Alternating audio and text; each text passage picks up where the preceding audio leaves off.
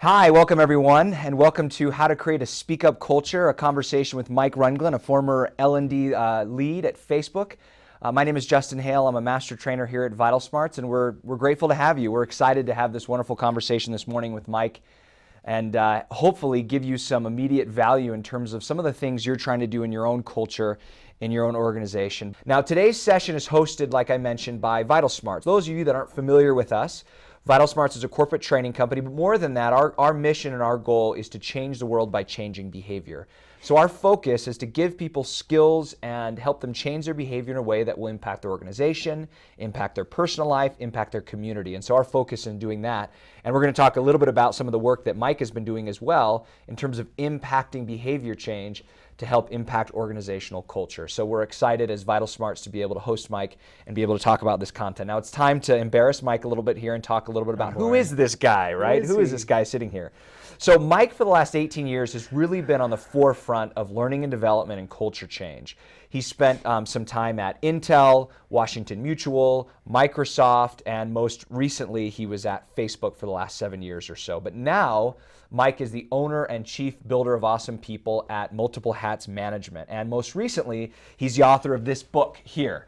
And so for those of you that are curious, we actually did a little bit of a drawing here for his book, but this is the book. This is Now Your Company, a Culture Carrier's Manifesto. So what's going to be fun about today's session is Mike's going to share a few of the anecdotes and examples from the book that he talks about. And it's not just about, some of you are thinking like, oh, I want to hear the ins and outs of what it's like to work at Facebook. That's not what today's session is about. And even in many ways, Mike is clear up front in the book, that's not what it's about, because it turns out that's not going to be valuable for you. But what he is going to share is some wonderful things that he's learned over the last 7 years and longer, working in culture change, about what does it look like to actually drive change, small, medium, and large organization, to get people to start speaking up in meaningful ways. And we're excited to hear some of those examples. But for those that want to know more, we'd encourage you to pick up the book. And some of you actually, in our little drawing that we emailed out before, may have won a book or two. So a little background here for Mike as well. When Mike first arrived at Facebook about 7 years ago, Facebook had 1,700 employees. And when they left, roughly, what did they have? About 25,000. 25,000. Yeah. So some of you are going through hyper growth. You know what Mike went through, 1,700 to 25,000. We're going to talk a lot about that as well. How do you develop culture change in meaningful ways and behavior change when you're dealing with growth and change in the organization? So Mike will share some stories, he'll talk some specific strategies, and hopefully give you some value you can put into play with your team right away. Yeah. But one of the things we want to do is actually pull up a poll right now, okay? So we want to know a little bit about you, a little bit about what you're dealing with and what you're trying to accomplish. So the poll, as you can see on your screen, says this: would you say right now in your organization you have a speak up culture? And the way this poll works is a scale of 1 to 5, okay? 1 would be, I totally disagree. We do not have a speak up culture, meaning people can speak truth to power. People can disagree with their leaders. People can disagree with their peers. It's okay to be totally honest and candid in your discussion, okay? Now the results are starting to come in here. A 5 would be saying 100% agree. Our organization has this amazing culture of candor and respect. We speak truth to power, and our leadership is great about inviting us to speak up and share our perspectives. So if you look at the results here, yeah, we're going to go ahead and publish results in a second, but I'll give you a quick view. So it's interesting because we're kind of in the middle here. We have only 3.5% who said, I completely agree, okay? We've got a little work ahead of us in the next 30 minutes, Mike. No pressure. 8% said, I totally disagree, but we're everywhere in the middle here. So it looks like 25% are saying, yeah, I disagree. About 40% of you are saying, I'm somewhere in the middle. I'm kind of, yeah, we have a little bit of it, but we don't have it where I'd like it to be. And about 22% of you are saying, I think we do pretty good. So it looks like, I'm guessing, Mike, that a lot of people are thinking, there's pockets in our organization that are doing well, and there's pockets that need some work. Yeah. So we're going to build on this a little bit, Mike. We're going to look at this. We've got a lot of people who clearly want to work on culture change.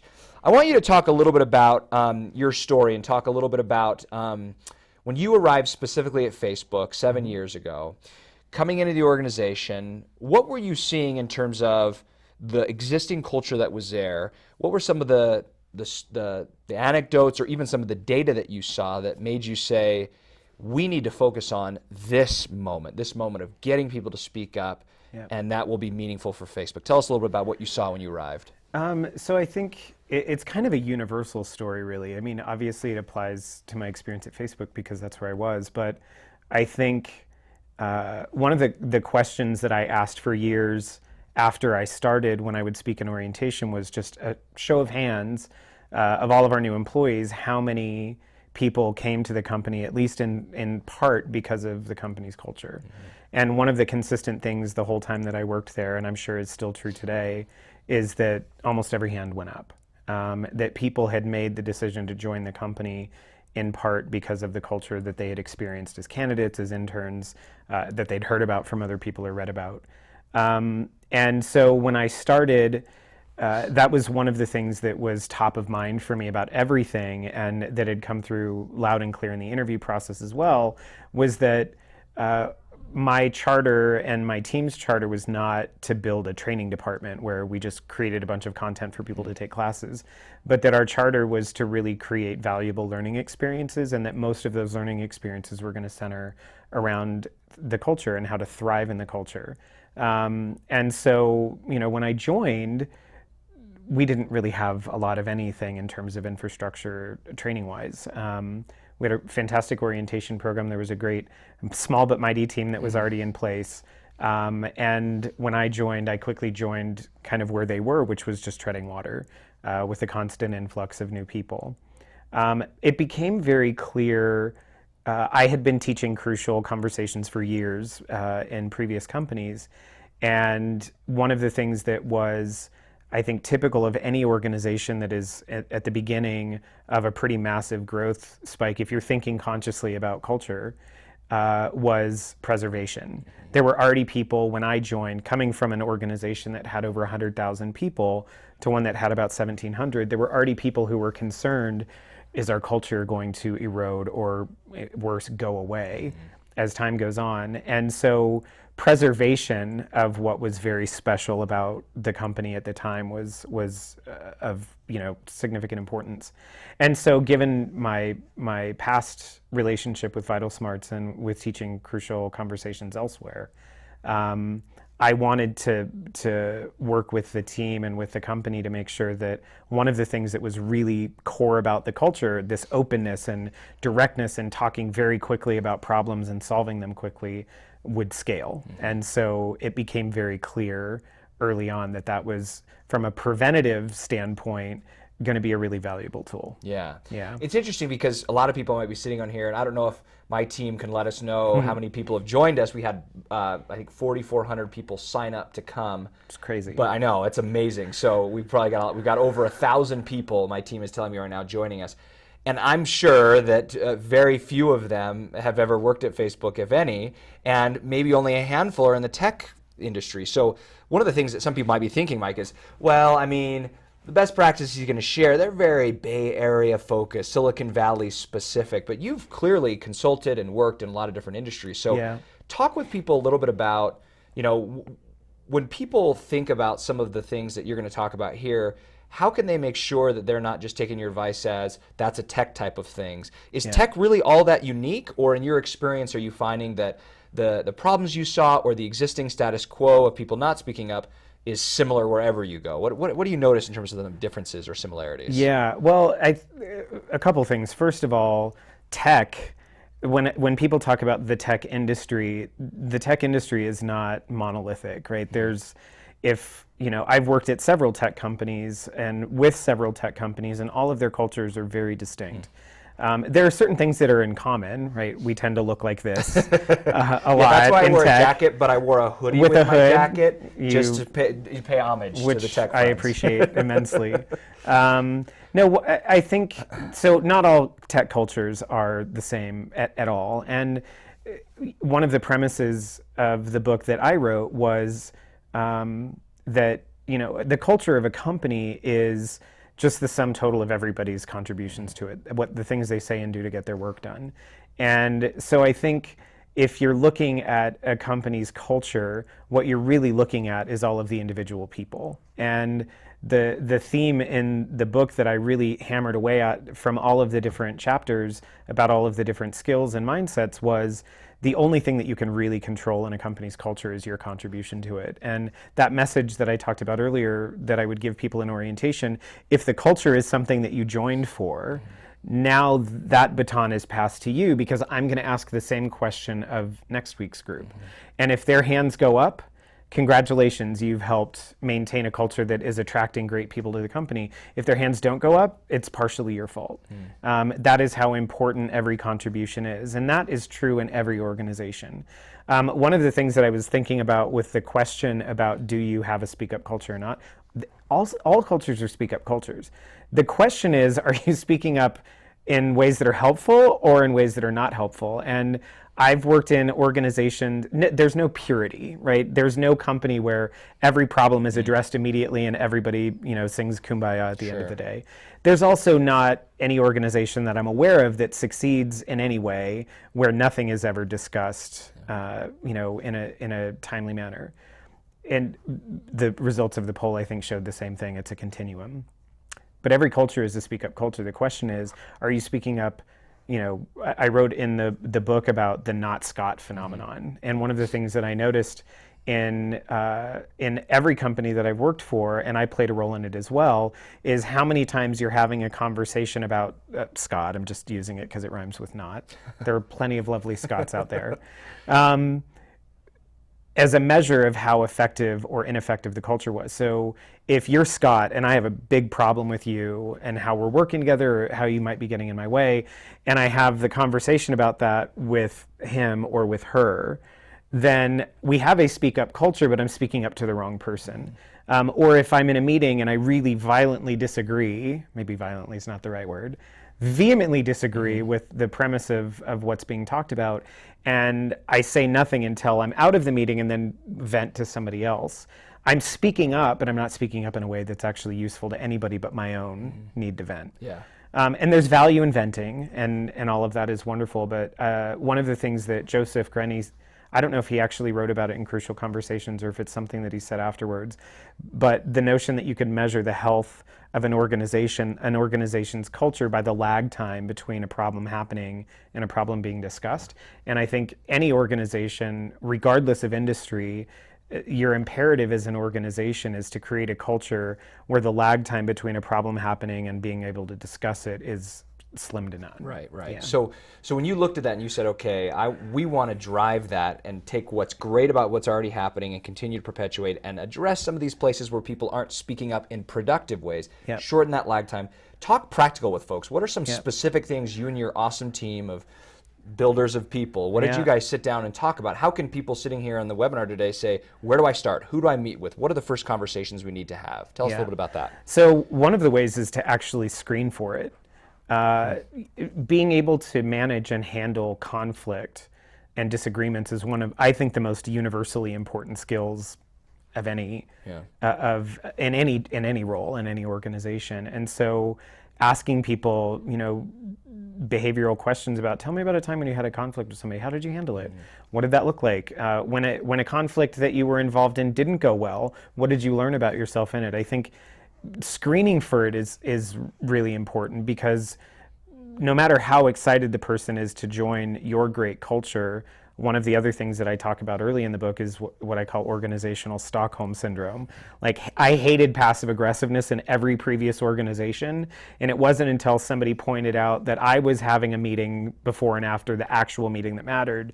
My first boss at Facebook said, just say that in the meeting. You don't have to predetermine what the outcome of the meeting is by having two before and then following up with two. Just say it in the meeting. So hiring for it, being a relentless in giving people feedback, but also being willing to disclose. I then told stories about how I hated passive aggressiveness to thousands of new employees, because I thought, well, the more people out there that know that I have this, not necessarily a tendency, but I can go there. I don't love passive aggressiveness or the meeting before the meeting, but I know how to do it. And so creating, even within a small team, telling people, like, I know that I'm prone to doing this, so if you see signs of it in me, you're not going to upset me or surprise me if you call it out. So once you're there, I think being open about the areas where you struggle, and then, being willing to talk to some high degree about how you're getting things done. I think the secret of any organization, and I certainly saw this in spades at Facebook, was if they have a healthy culture, they're willing to talk about it. And being willing to talk about what you're doing well and what you're not doing well, especially as it relates to speaking up, and people owning things or not owning things. If you're willing to talk about not necessarily as much as what you're doing, but how you're doing it, I think those are the organizations that I see really succeed. Yeah, that's great. I love that. It's clearly what you're suggesting too is that it has to be like infused in all these different areas: talent acquisition, Everything. leadership, managers.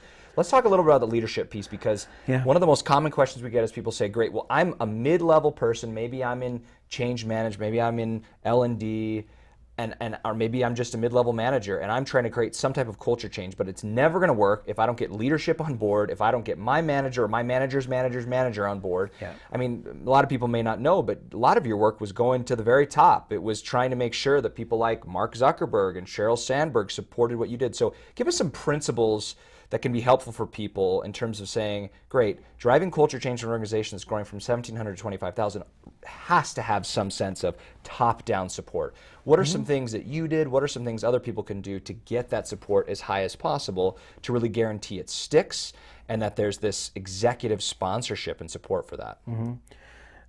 So two things. I drop the word just.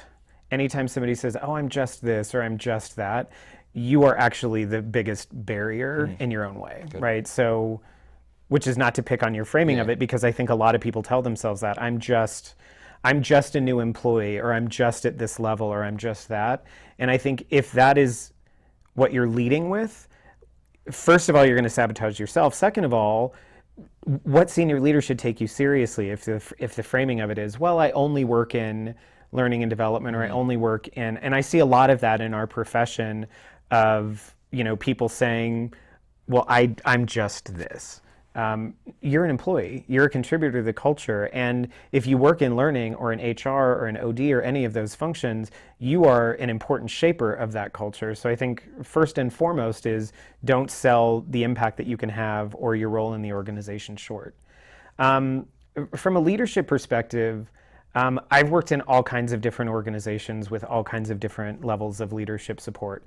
At Facebook in particular, I was in a very fortunate position because both Mark and Sheryl, I would categorize them as lifelong learners. I think they both have really deep curiosity about not just how the business works, but how does the culture work. And, that was a luxury that I capitalized on fully. But I've worked in organizations that did not have that level of executive support. And I think, as with any influence strategy, it's going to drop influencer as well. I think, being mindful of, well, what is actually in it for this executive? And I think there's enough, whether you're looking at the old Peter Drucker quote about culture eating strategy for breakfast. I hope that was Peter. I'm pretty sure it was Peter Drucker. I think there's pretty broad awareness that culture is an incredibly important part of any organization. I think where executives tend to get worried when you start having conversations about their role in shaping culture, and rightfully so, is that we tend to want to hang a lot of the responsibility for an organization's culture on a very small number of people. And the way that I work with teams and leaders now is not to say, well, we want to do a training like this because it will reinforce everything that you're doing. That's part of it. But we want to do this training so that you can reinforce everything that it is doing. Because if culture is the sum total of every employee's contribution, there's this many people at the top and there's this many people everywhere else. It's this group of people that's going to have the most impact. So if you've got a senior leadership team, and I find most senior leadership teams are pretty comfortable being open and honest with each other, but if the other levels of the company, the mass majority of the people in the company don't have those same skills, that's where the disconnect happens. So when I position it with leaders is, I want everybody else in the company to have the same degree of comfort and openness and directness with each other and with you that you have with each other, and that seems to resonate. That's awesome. And let's talk a little bit about that, because I think one of the things that I want to talk about is some of the stories that you shared, because those, I told Mike this, I was like, I love, he's a great storyteller, he's got some great examples, but In his book, and he shared this with me before, one of the stories you talk about is, and I want you to share this because I like the point you just made around saying, great, when you're driving any speak up culture, you've got to have that leadership piece, and it's helpful to frame it in a way of how would it benefit them. Yeah. But then the other piece is, more importantly, is the social influence, the peers, the people around them. Yep. Tell us a little bit about the waffle iron debacle or whatever it might be. Tell us a little bit about that. I have so many. But more importantly, as you listen to this, it's interesting. I love how this is a great frame of how social influence is really what's going to drive culture, not some senior leader coming in and swooping in and saying, no, this is how we act. Talk a little bit about the story so people can get a good laugh because it's a great one, but then also what that said about you guys creating a speak up culture in terms of getting the peer group to help drive the speak up culture that you wanted. Yeah, so again, when I started it at Facebook in particular, that culture was ever present. People spoke up about everything, sometimes probably too much. So part of the charter, I think, with Crucial was to help them speak up more effectively and with greater impact. But again, that was one of the things that we wanted to preserve is how do we keep that sense of ownership and accountability, and I don't want to say low because hierarchically it doesn't really matter, but as pervasive as possible with as many people as possible. And there were lots and lots of examples, things that I did and experienced myself. The waffle iron example, we just had an employee that burned himself on one of the waffle irons in the cafe while provided for them. Provided to make your waffle for breakfast, and I'll just say complained in an unproductive way in an internal group that had lots of people that saw it. And I think if you look at organizational culture, I don't want to say traditional because I don't think it is, but from a top-down perspective, what people would normally say is somebody senior going to come in and tell this person they're being disrespectful. You're being disrespectful. Don't complain that way. And almost immediately after that post, a peer came in and said, "Get it? This sucks, right? Burns hurt. Like that is a really bad experience, and there might be an opportunity for improvement here. Put potholders or whatever nearby." But that's not how we talk to each other. And it in front of anybody that was in that group could see it, and the person came back almost immediately and said, "You know what? You're right. I was just frustrated, and yeah, it hurt, and I was kind of in a bad mood because of it. I'm sorry. I'll go talk to one of the people in the cafe personally." And the person that had called them out came back in immediately and said, "Fair. Thank you for taking the feedback," and that was the end of it. And there were millions of examples like that at Facebook. There's lots of examples of that everywhere that I see, where if somebody says, if we allow people to complain in ways that are counterproductive or that are unkind, and we don't do anything about it, even if that wasn't directed at me specifically, then my silence is approval that's okay. Mm-hmm. And so one of the things that I loved over the years, specifically at Facebook, was I used to just, when people would message me with threads like that somebody was either being too aggressive or not being kind, and we're all capable of it. I'm capable of it as well. I just would find a picture of the cover of this book, and that would just be my comment. It would just be a cover of the book as a hint to maybe take the class, and then I would put a link to people to be able to sign up for the class, primarily because it was one of the things that I was, I think, known for internally. But I think whether, regardless of the company, regardless of the situation, the mindset behind it was, one of my favorite posters at Facebook said, "Nothing at Facebook is somebody else's problem." Mm-hmm. And that person's willingness to jump in and redirect that conversation, even though it wasn't directed at him, was a perfect example of that mindset. Yeah, I love that, because if it's true what you said and what Joseph Grenier said over and over again, that the health of a team and a relationship and an organization is a function of that space between seeing a problem and mentioning it, bringing it up. If only leadership can mention it, then that lag time is going to continue to be long. Right. But if anybody can speak up, I love that. I think that as those that are sitting here and listening, one of the most common evidences we see in organizations we work with is when you hear people say something like, oh my gosh, did you see X, Y, and Z? Someone should say something. Yeah. And if you've got that sort of attitude and people say someone should say something, then you've got a culture. You're someone. Yeah, that's right. You've got Be a the culture someone. that's not speaking up in the way that you want. And I think Right. that organizations have a mix of what you're talking about. Some have a little bit of what you've mentioned of Facebook, where people are speaking up a ton, but maybe they're not doing it in the most respectful way. A lot of Right. organizations are dealing with the couching, the holding back, and so I think it is this sense of how do we skill people up. Let's talk a little bit about that, because clearly crucial conversations, among other things that you used, were key in helping you build that culture, drive that culture. Skills have to be a part of it. Tell us a little bit from a tactical standpoint. When you guys said we want to give people crucial conversation skills, why did you choose those skills? And specifically, those that don't know, you were very specific about, among all the skills in crucial conversations, there were a handful that you guys wanted to focus on. You didn't just say, we want to give everybody everything. You were very directive about saying, you know what, we want them to have these small handful. So talk a little bit about why crucial conversations and why the small handful of skills, maybe even mention what those are to people. Yeah, I think, well, so Crucial Conversations is a program that, like any other program that you can buy off the shelf, is designed to solve as many problems and address as many scenarios as possible, which you have to do. But one of the things that I think has been true, it was true when I started teaching the class at Microsoft, it was true at Facebook, and it's true now with other clients, is that there are specific pieces of it that are probably the most culturally relevant given where the company is at the time.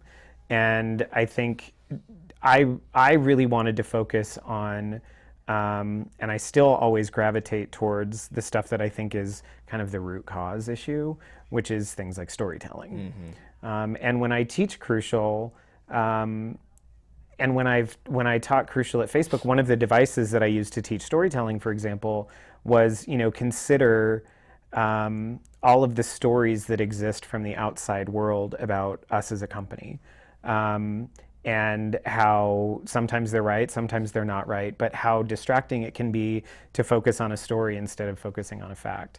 And the thing that I loved about storytelling is that it's universal.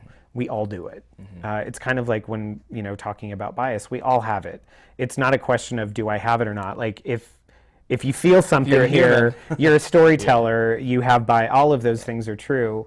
And so when I would see when I would see people go through the program years ago, the thing that I saw really kind of have that light bulb moment was the piece on storytelling.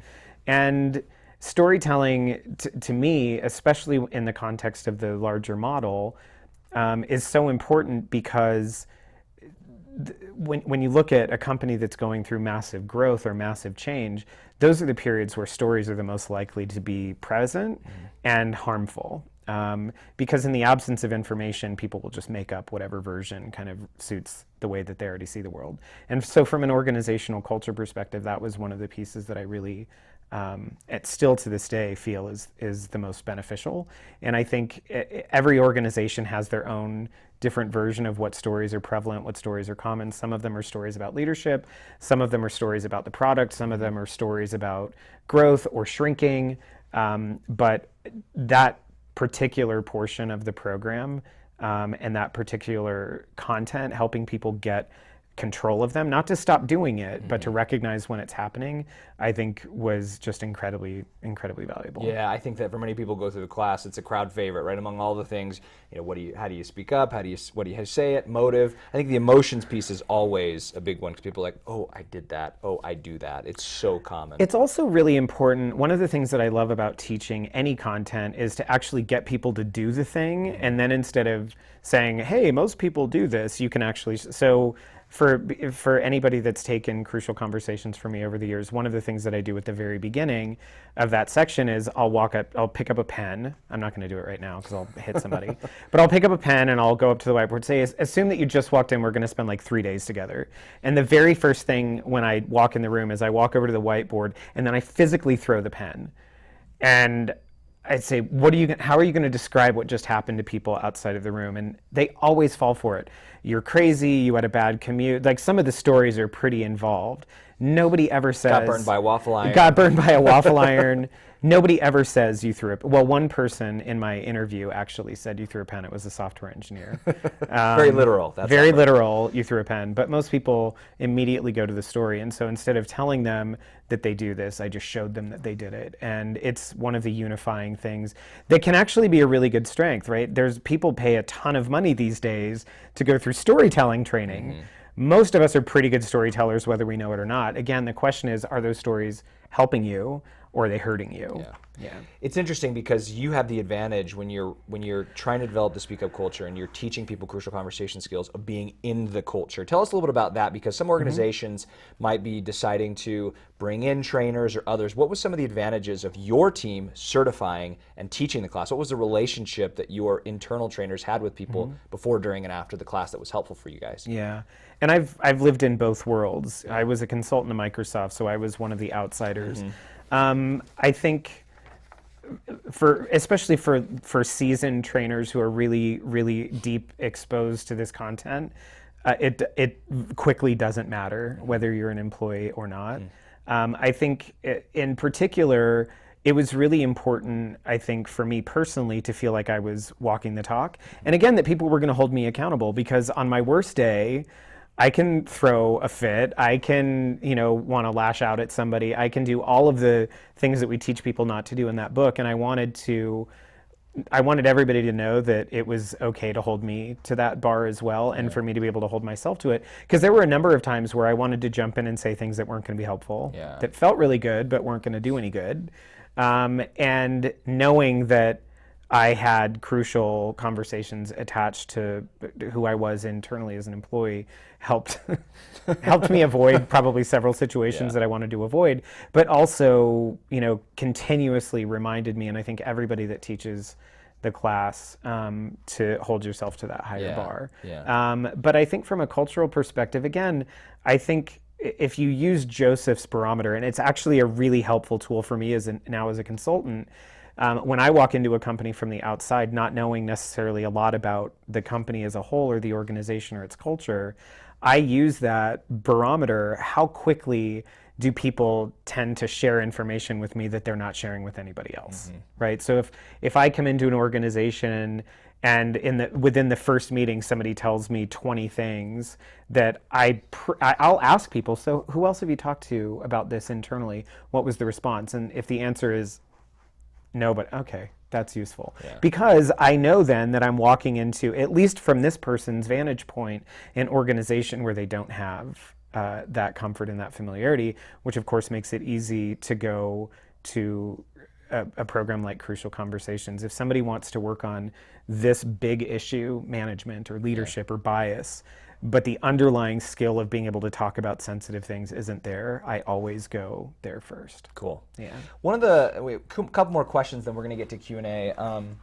Talk about the results. And from the results standpoint, I mean, like, you're walking around the organization. What were some things you started to notice, messages you got, things you saw in people that made you go, wow, like, we wanted to create a certain type of speak up culture, getting people to continue to speak up and do it effectively. We gave them these skills, we coached them, we gave them examples. What did you start to see? What did you start to notice that made you go, wow, like, that was a helpful intervention and we're driving what's most important to us, it's working? So we had, I think rather famously, and a lot of executives do this now, Mark, the CEO, does a company-wide Q&A every week. And without getting into the actual questions that were asked, I think one of the barometers that I had for how are we doing with this is the questions that people would ask him. Are they being really direct? Are they talking about difficult things?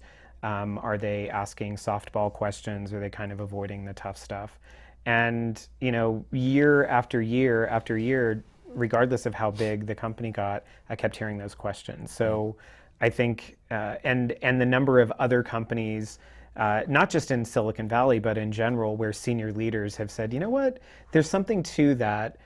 Standing in front of an entire company as a leader, as a leadership team, and taking their questions and talking honestly that has a virtuous effect that is just incredible. And so that's one of the first things that I recommend to leaders of other companies now is if you don't do some kind of an open forum with your employees, you should do that. And the questions that you get, I think, are a really good barometer of how open they are. My favorite one, though, is one of the internal threads that I was talking about that had kind of gone a little bit sideways.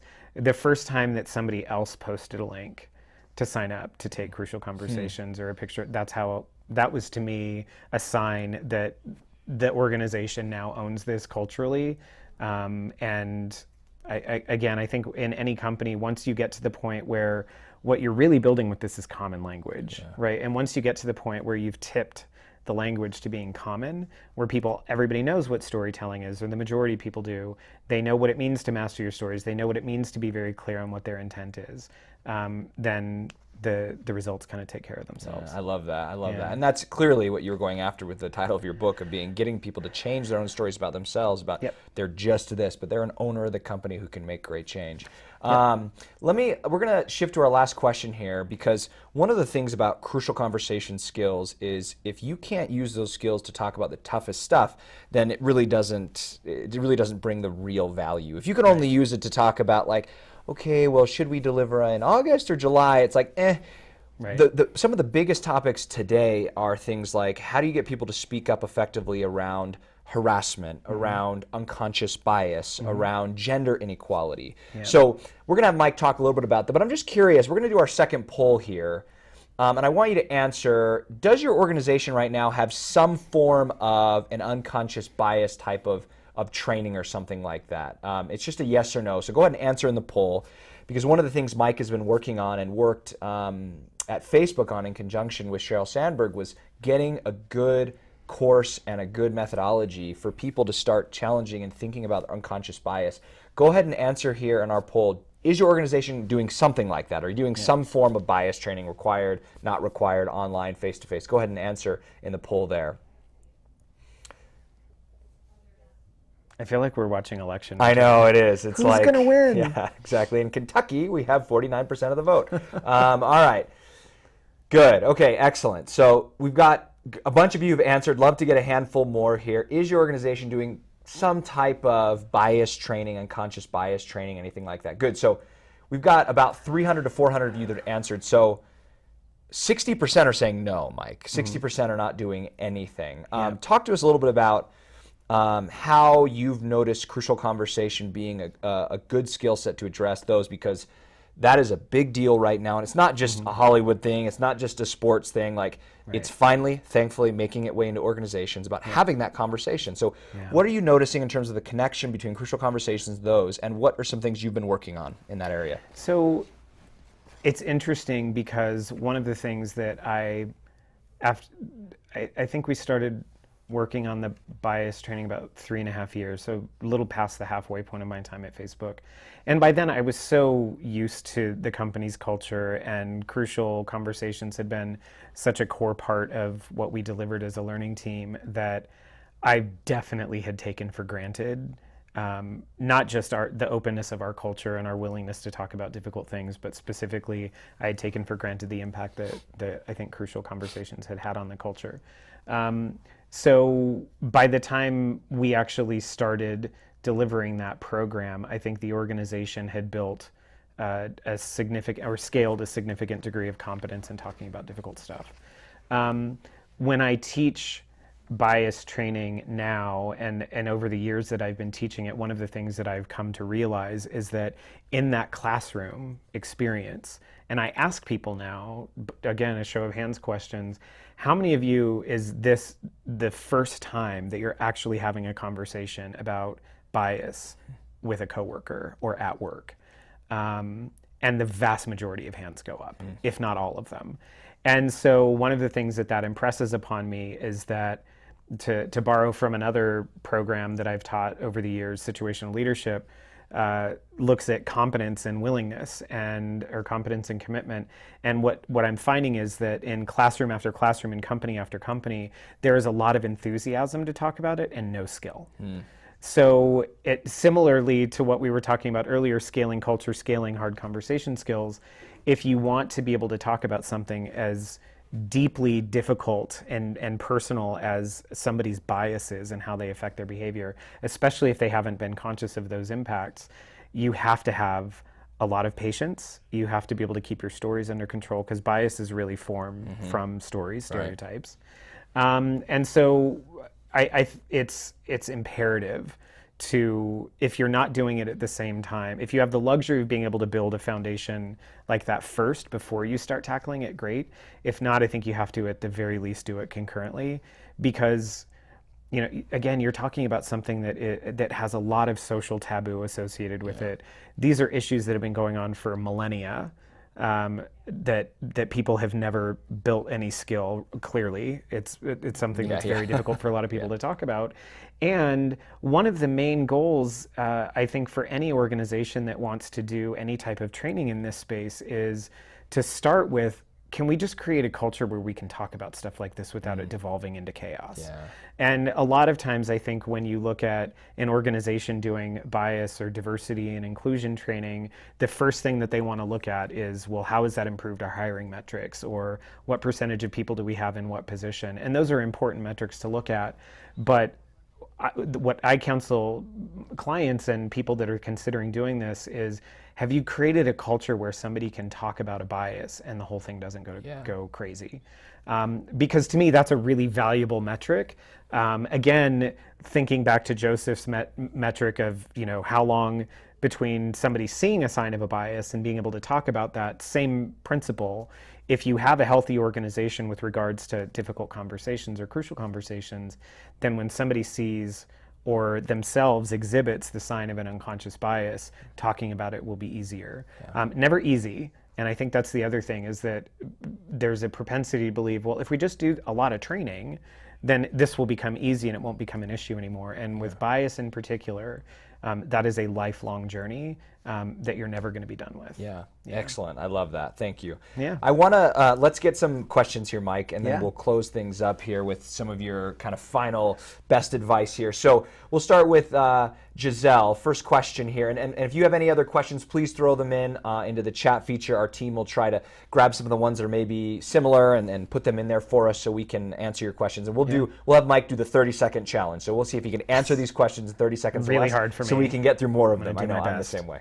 Okay, so Giselle says, please provide advice on how we can communicate, sell our ideas, hence speak up and make our voices be heard and taken into consideration. So this is a little more tactical, but what did you find for that, for Giselle? You've got to tie it to a business objective, right? I don't think and no leader should be willing to give me resources, money, budget, trainers, whatever, if I can't articulate what the benefit is going to be. I think one of the things with regards to something like Crucial is there are very real business impacts. Not just, it feels good to be in an organization where people can speak to each other candidly. There are very real business impacts. If I can solve this problem in 3 months instead of 6, or I can solve, instead of having 20 people in 5 meetings, I can have 5 people in 1. So looking at what are some of the specific business outcomes and not being afraid to say, our culture is important. Our culture undermines or reinforces everything that we do. So having a strong, healthy culture is a part of that. And then asking a lot of questions. What type of culture do you want to see? What kind of culture do you think we have? How do you think this relates to that? Okay. Excellent. Thank you. I don't know if that was 30 seconds. No, it was close. Perfect. Jeff says, also, the question is, after you speak up, what will happen to you and your contributions? Are you encouraged or discouraged? Are you rewarded or punished? Are you empowered? And maybe you can speak to what you've seen, because I think that what we would say is those are great examples of those things have to happen for people to continue to speak up. What are some things you guys did in terms of what we talk about in Vital Smarts in our influencer program is the sources of influence, right? That perpetuate a behavior or discourage a behavior. What are some things that were happening in your work to help when someone does speak up to really encourage that behavior to continue? So one of the first things is I think you have to renegotiate your relationship with the cost of speaking up to factor in the cost of not speaking up. There's an example that I wrote about in the book of a person that took the training from me years ago that talked about a relationship issue in class And we caught up years later after she had finally had her crucial conversations with the other person, and come to find out that the avoided conversation had been avoided for 20 years. Interesting. And so I remember thinking, like, was the cost of the temporary pain of stepping into that conversation, even though it was super uncomfortable, for, even if it was an hour, a 10-hour long conversation, was that pain really bigger than 20 years of dealing with not having the conversation? And so I think, yeah, there's always going to be fear, and I hope I'm not insinuating that this is ever easy. It's not. It's still difficult for me to speak up about things, but the question I always ask myself is the cost benefit of the, not just to me, but to the organization. Maybe I will avoid a pain by not speaking up, but the organization is going to incur a significant one if I don't. It's interesting too, to your point, and I'm making some assumptions here, and you can tell me if I'm off, but you talked earlier about the importance of leadership being on board. I'm sure that people would not continue to ask those totally candid questions to Mark Zuckerberg if, when someone asked them, he said, you know what, that's none of your business, or how dare you bring that up, like that's not your role. If he's not if he's not responding to those in the right way, then they wouldn't keep coming, I'm guessing. So. Yeah, and one of the ways to train your senior leaders, if you feel like they're not quite there, is to just do it and show them the benefit. Like, we had this really difficult conversation, here was the problem, and this is what somebody brought up, and this is what it got us thinking of, and this is the solution that we got to so much faster because one person was willing to say, in the moment where it mattered most, I think this isn't right. And so being willing to talk about the successes that you're having, but also being willing to talk about, we didn't have this conversation. We knew 6 weeks ago that this was an issue, and because we didn't hear all of the costs that we incurred, whether you talk about it or not, it's real. Sure. And I think the thing that I love about Crucial Conversations in particular, and why it had such an influence on my book, was that it's just cut to the chase. You can get to results faster. Even if it's painful in the short term, the long-term benefit is almost always there. And making it public and being very transparent about it seems like it's much better than what's typical. Indira says, what I see is a tension between creating a speak-up culture but managing the constant complaining. Can you talk more about best practices for speaking up versus, well, I'm just speaking up, in reality they're just complaining and whining. Right. So I think you can kind of reverse engineer some of the content from Crucial Conversations around intent. What are you trying to accomplish? Right? So if you just go unleash this torrent of complaining, which I talked about in the not Scott thing too, like if I go to you and just unload about another employee, maybe I let you vent for a little while, but at some point, if I'm going to be useful in shaping the culture that I want, I'm going to have to say, Justin, what do you actually want to accomplish here? Do you really want to solve the issue with Scott? Do you just want to vent? Because I could tell you, you should be having this conversation with Scott, and you might get defensive, but if I ask you, what are you actually trying to accomplish here? Then that puts the onus back on you to not just be considerate of what do you need from this situation, but what drag am I having on the person that I'm complaining to, or usually it's multiple people. How many not Scotts have I talked to versus just having the conversation with Scott? And I think, without being accusatory or guilt trippy, just kind of turning it back around and saying, what are you trying to accomplish here? And given the fact that you're doing this in front of all of these other people, is this really the best way for you to accomplish that? And I'm an idealist at heart, but I've seen so many examples where when people are willing to kind of gently put the mirror back in front of them, they kind of realize, okay, maybe I'm optimizing too much for my own needs and not really caring about the impact that that's having on others. And I find that when the person can help them and do that, often what they'll do is they'll ask for advice for what should they say and how should they say it, right? It's like, okay, you're right, I should say something. What do I say? I think it's so important. One of the things we talk about in Crucial Conversations is you can really understand the culture of an organization by measuring the types of negative stories that people tell, but it's also about when someone's in a meeting and someone else tells a negative story, what do the other people in the meeting do? They support it? Do they say, you're right? Or do they kind of lightly and respectfully question it and push a little bit? So I think that's a great example. Melissa says, how can an international organization foster a speak-up culture when regional cultures have such varying levels of comfort of speaking up? How can cultural hierarchy impact speaking up? That's a great question. And I've experienced that because I've taught Crucial Conversations in lots of different countries over my career. And I think So there's probably a bigger picture question there about the company's culture in general. I know that some organizations say, look, we get that there are always going to be regional differences from an office in this country to an office in this country, but one of the things that we want to challenge everybody to do is say, how do we as a company want to operate regardless of location? Yeah. What are some of those enduring and endearing principles and values that we hold that we want to be consistent everywhere, but then being willing to let people get there a little bit differently. I think it's kind of like the purpose behind the strategy conversation from Crucial. Like if the purpose is that we want everybody to speak up, the strategies might look a little different regionally as people kind of, because those differences are always going to exist. Yeah. And I think being respectful of them, but again, gently pushing and saying like, I get the regional difference. We're not trying to make people uncomfortable. What we are trying to do is to create not a uniformity, but a consistency so that if somebody speaks up about an issue in this office, it's treated with the same respect and curiosity as somebody speaking up about an issue in another office. Yeah, I love that. I think the more that you ask questions, the more you understand what respect looks like for people in that culture, and you can better use the same principles with different people in different parts of the organization. Yep. And questioning is key. It's too often when I see people trying to create that speak up environment, they're more focused about what they're going to say versus what they're going to learn. So, and this comes up in bias all the time. I don't want people to go through a program on bias and then immediately go into a meeting afterwards, see a sign of it, and point you're biased. That was covered on slide 12. I want them to approach it with curiosity. Like, I just went through a training program where we talked about something, and I'm seeing this. Is what I'm seeing what's happening, or is there something else? And that feels very different and is going to get you a lot closer to a result a lot faster than pointing the finger and saying, I'm speaking up. You did that thing, yeah. Well, I love this. This is so valuable. In a second, I want to have Mike kind of give his final, and you can have 10 seconds to think about this world-changing thought. As we finish here, Mike, for people, what would you say is one big nugget they can walk away with? I think there's a couple. I think one of the themes that I wrote about in my book was about being a scientist of your own behavior. Mm-hmm. And the only person that you can for sure control their impact on the culture is your own, right? So being willing to examine your own behavior, but also I have a friend in a Broadway show right now, and we went and saw her show the other night. And of course, I looked at it and I was like, it was amazing. You're amazing. All of the awards should just fly at you all the time. And afterwards, a friend and I were in her dressing room just kind of catching up after the show.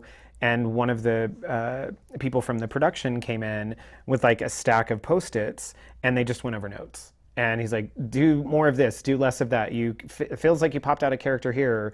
And she was just like, yep, I saw that too. Oh, I didn't see that. I'll look for that next time. And it was expected. And I write about the theater world because it's another thing that I kind of dabble in.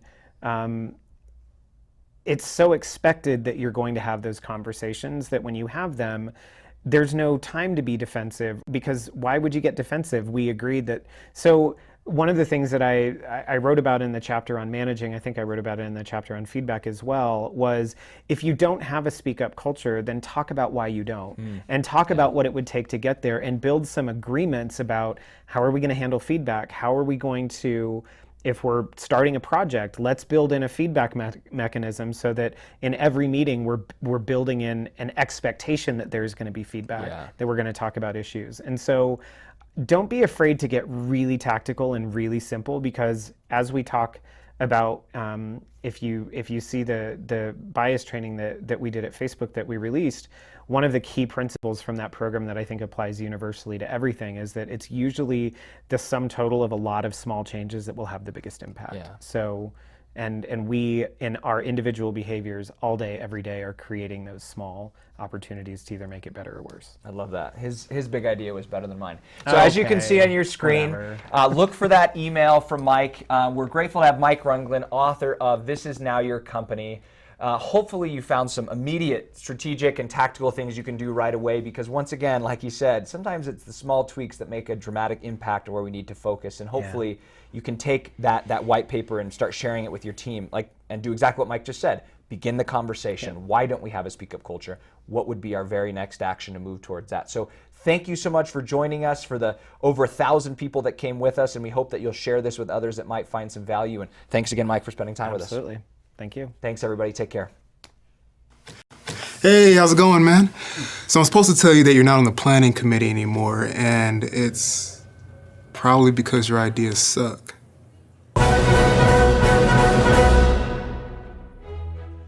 Your ideas are not what we would call good, useful, having any value at all. I think they're great, but everybody else thinks they're terrible. You have ideas only a mother could love. Your mother. No, it's not that your ideas are bad. Can I text it? Yeah, I'll text it to you. But just be sure not to read this until like after work. Or until you get home, after some good news. I'm sorry no one thinks you're fun. You know, I think it's really admirable that you would continue to say such bad ideas out loud in the face of so much justifiable opposition. It's so inspiring.